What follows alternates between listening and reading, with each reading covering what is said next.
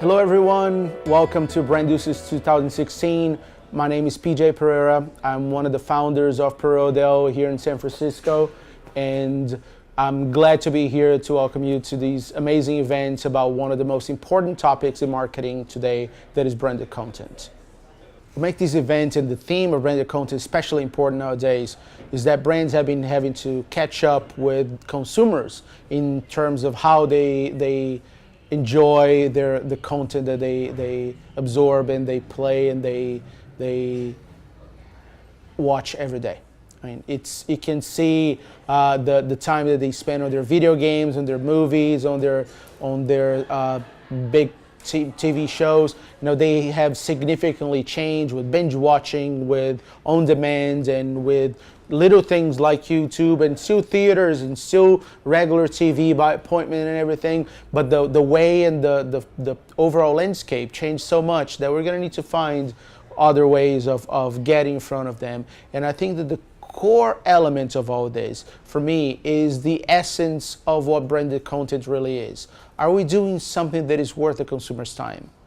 If we can answer yes to that question, we're doing branded content, because these ultimately is the challenge. They have the remote control, they have the mouse, they have the phone on their hands, and they can decide what they're going to watch, what they're not going to watch. Even regular TV, you're watching live, it became an on-demand device, because they can very easily switch to something else, and they know it so much that it became a decision, an on-demand decision to watch something that is playing live on TV. So the format of consumption is different. Therefore, we have to work in a different way as well. We have to create content that they will want to watch, not just be angry because we just interrupted and push the next cliffhanger to after the commercial break.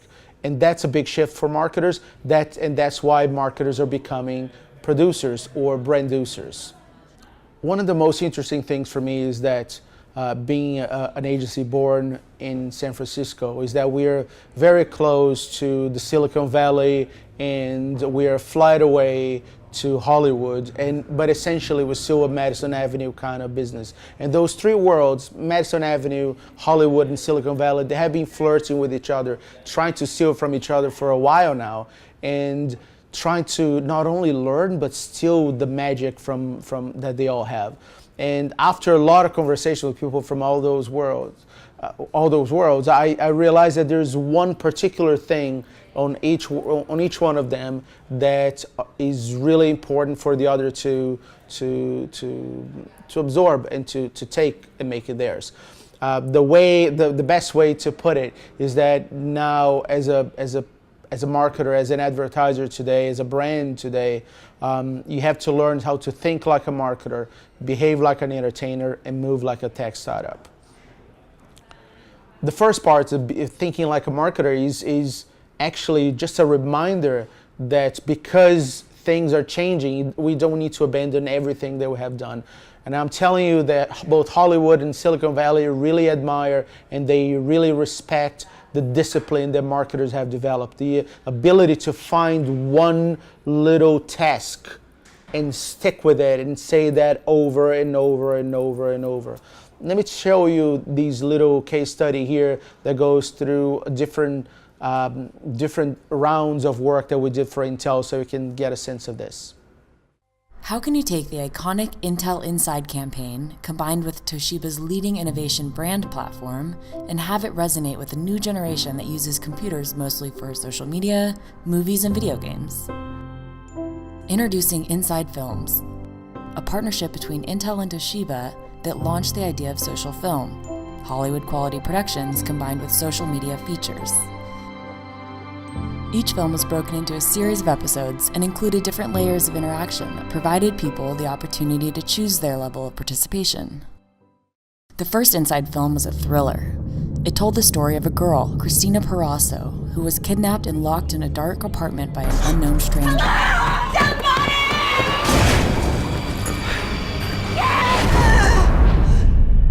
Left with only an internet connection and her Toshiba laptop, she instantly reached out through social media for help in the film.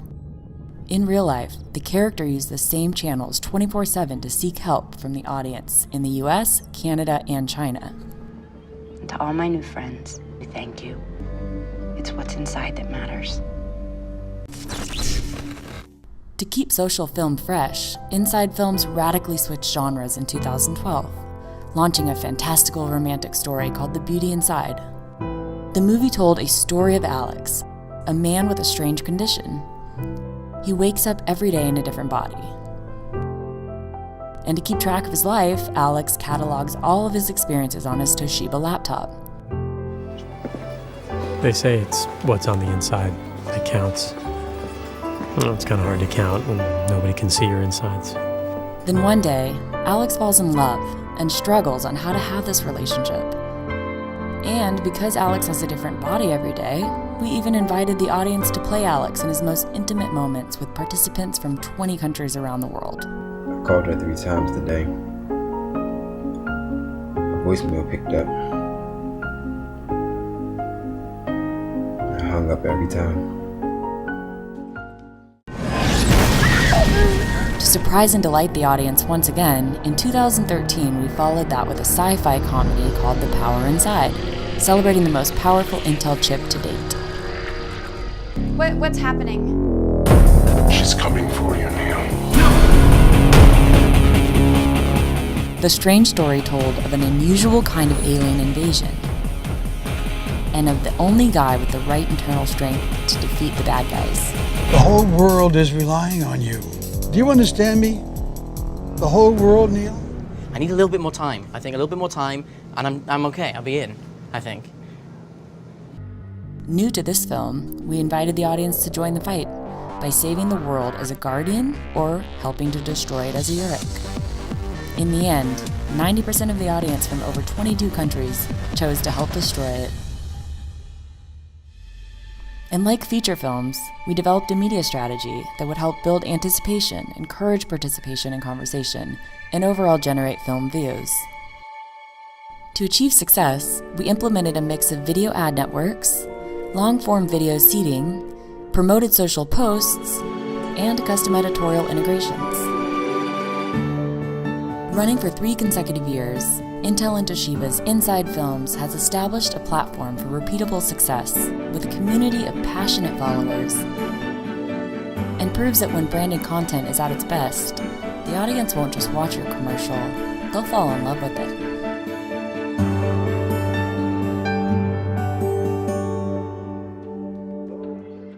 The Intel case study is a great example of how the discipline of a marketer of taking one message and repeating that over and over can actually be turned into content that is interesting, and which leads us to the second part of these statements, that is behave like an entertainer. If you think of what we have to do with the battle that we have in our hands, ultimately is the consumer's time.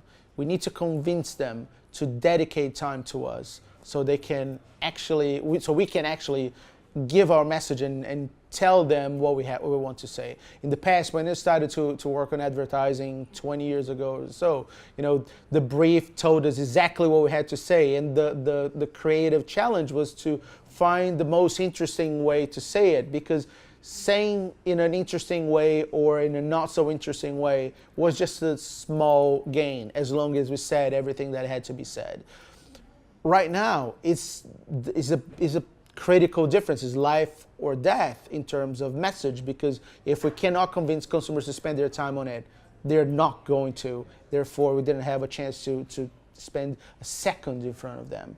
So the next example I want to show is also in the technology world, but is at a completely different side of it. Is a B2B thing, is a B2B campaign that usually is like frowned upon by most marketing professionals and agencies. It's something that it should be uninteresting. But we have one client here that's called NetScout, that they work one of the most complicated subjects in the world, that is internet security. But at the same time, that is a theme that is hard and complicated and deep. Is also one of the most interesting subjects, the most dramatic subjects that we have happening around us, because it keeps the world as we know it running. the skyline of Chicago. It looks devoid of its inhabitants. We have to assume that nearly everyone has left for a colony out there. But then we met some stragglers left behind. They're all on their smartphones. Have the monks stopped meditating? Have they stopped praying? They all seem to be tweeting.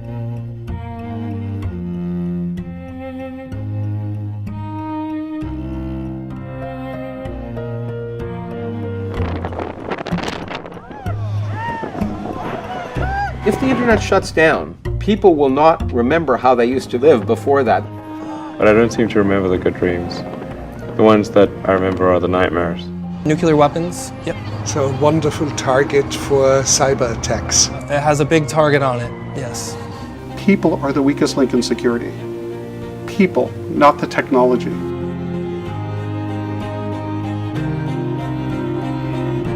The internet was designed for a community that trusted each other. The internet is a manifestation of the Antichrist.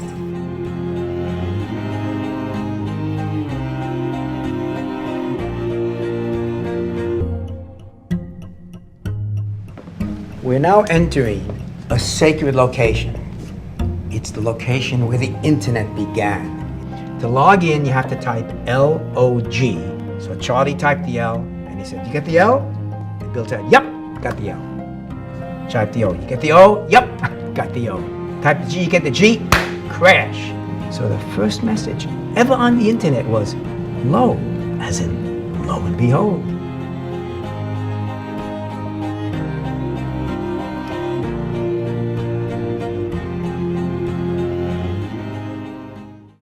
So if you see this building right behind me is the LinkedIn building. They just moved 2 days ago, right in front of our office.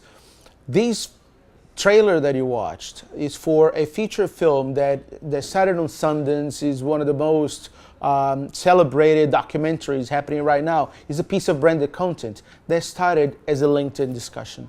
We started to talk to consumers. We created all these groups so where these guardians of this connected world would talk about their jobs and talk about what they do. And we realized how passionate they were about what they do, and also how frustrated that they were that the world doesn't recognize their importance. In a certain way, it's like we were talking to the modern day knights, but no one has seen who the dragons were.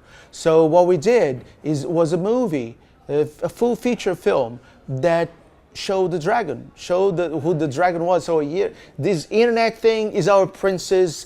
She is the most beautiful princess in the world. We need to take care of her. But there's this dragon here, that insecurity, that all these things that can challenge the internet can eventually put it down. And guess what? If it goes down, our entire world goes down with it. So therefore, companies like NetScout become a major player. And if you haven't thought about it in a while, now you're going to start to.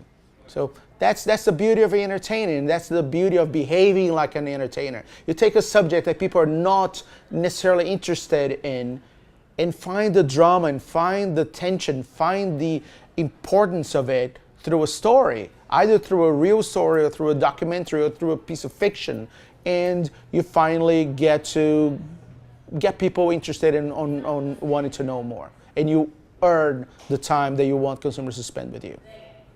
The third part of it is moving like a tech startup, which is being aware of the fact that the world that we have around us is constantly changing. So we have to experiment. We need to be always trying new things before they happen in massive scale. But more than anything, that we have to hack this world around us, because they are there, they're ready to be hacked, and they're ready. All those changes are opportunities for us to change the way that consumers relate to brands and how they think and the time that they spend with us.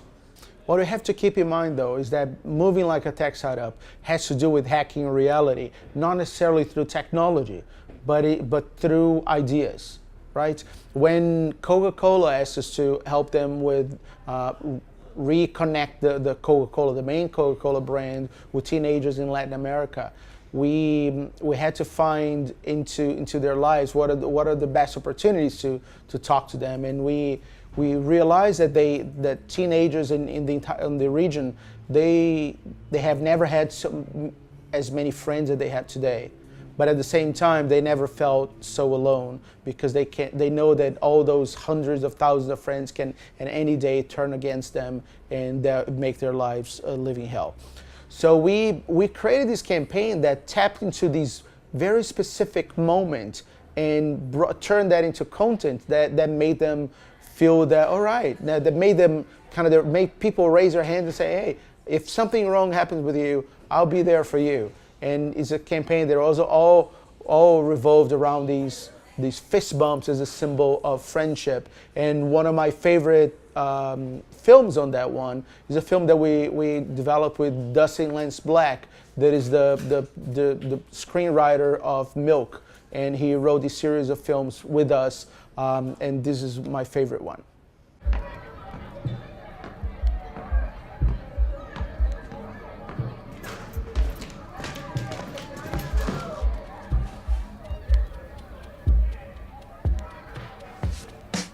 Pronto pra aí, cabeção?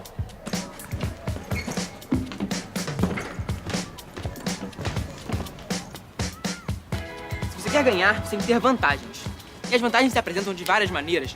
Então você tem que se perguntar, o que eu tenho que ninguém mais tem? Mas o Diego, hein? Quem sabe? Fala pra galera, Diego, quais são suas habilidades secretas? Fala você, Rafael. Você não tem nenhum segredo pra contar pra gente, não? Por que, cara? Você ficou paranoico com alguma coisa? Alguém te achou paranoico? Cara, eu te disse que eu não gostava mais dela, porque eu estaria paranoico. Você pode até me dizer pra não fazer com esse medo que eu faço. Eu não vou fazer, somos amigos, tudo bem. Mas vivemos um mundo moderno, Diego. Você não pode falar pra garota o que ela pode fazer ou não. E ainda mais ela. Ou seja, ela tem que saber pelo menos que você existe, né, cara? Olha só, esse feio aí fica do lado de fora, tá? Por quê? Ele tá treinado, ele solta pelo. Deixa ele entrar, por favor, vai entrar. Ele fica do lado de fora. Bora, Felipe. Vem cá, bonitão. Vem cá. Vem cá, bebê. Vem cá, bebê.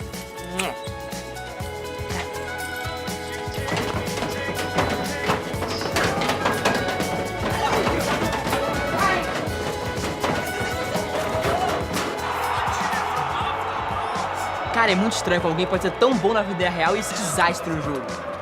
Se liga, fazer um gol de olho fechado, cara. Joga o jogo todo dia. Tô de olho fechado, continuo te ganhando. Diego, você tem vergonha, eu tenho vergonha de você. Cara, se eu fosse você, eu teria vergonha de usar essa camisa aí. Será que você já tá bem grandinho pra sua mãe escolher sua roupa, não? Olha, eu não ia falar nada, mas foi sua mãe que fez a camisa pra mim. Eu falo isso por, sei lá, compaixão. Diego, presta no jogo, Diego. Você se concentra com as coisas na sua cabeça, acaba se perdendo, cara. Cara, se você não parar de falar pra respirar, é sério, você vai ter uns problemas de cérebro. Já te disse 1000 vezes, Diego. Eu preciso respirar. Se eu posso falar e correr, manter o mesmo ritmo que você, então no dia do jogo, pra eu parar de falar, aí sim teria vantagem. Nadadores, eles empilam as pernas, mas somente antes do treino, porque aí eles têm uma... Você gosta dela? Não, que gosta dela. Não, foi uma pergunta, vê se me tropeça aí. Quando você se desafia, seu corpo se compensa. Você escolhe o caminho mais fácil e não enfraquece. Isso aqui é compensação, né, Diego? É tipo quando você usa a meia dentro da sunga, né? Algum problema, Diego? Não, senhora, ele está apenas sendo loquaz. Foi correto o uso da palavra?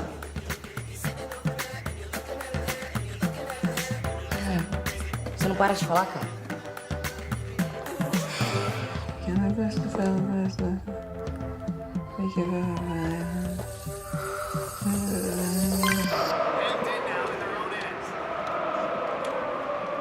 Você quer vencer? 1. Conheça suas técnicas. 2. Trabalhe suas habilidades. E 3. Lembra do número 3, Diego? Olha pro jogo, Diego. Já falamos sobre isso.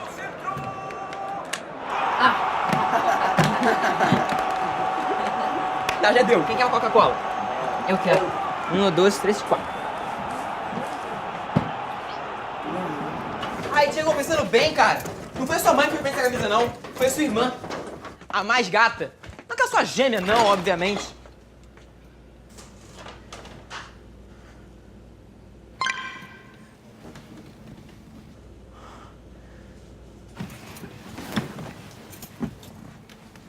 Ô, Diego! ela é sua irmã mesmo, cara? Não, porque assim, ela deve ser dotada, alguma coisa assim, porque diretamente falando, ela é bem gata. Não! Ai, cara, não me leva mal, mas acho que você é tão chato, sua irmã é tão legal. Sabe, Diego, eu aposto que...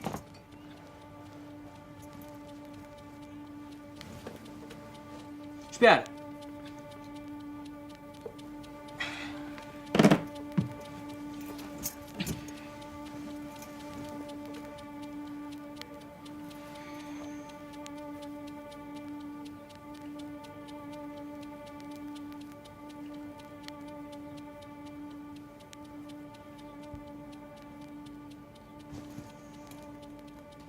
Rafael, você me preocupa, cara.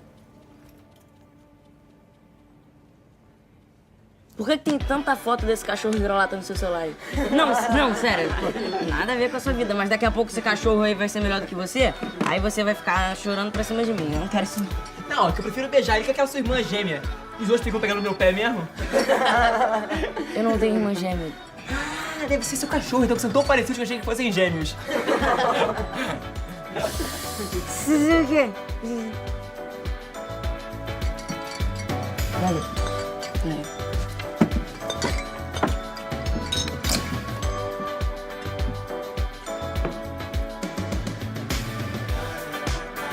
Fazer uma partida? Bora. Mas eu já escolhi o time melhor aqui e você... Não tem problema, o jogo time pior te ganha, cara. Vamos ver então.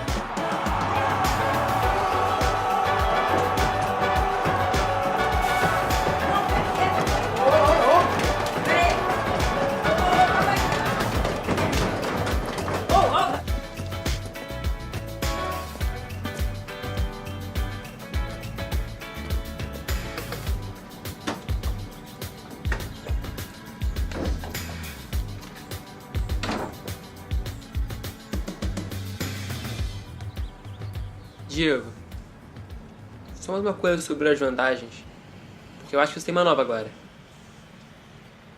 Qual? Amigos como eu, que conhecem as garotas mais lindas do mundo. E vamos te apresentar pra elas.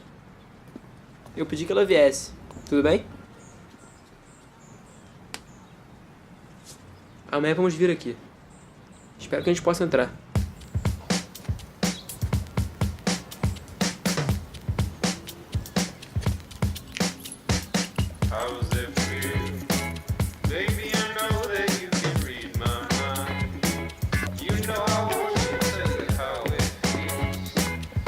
Amanhã.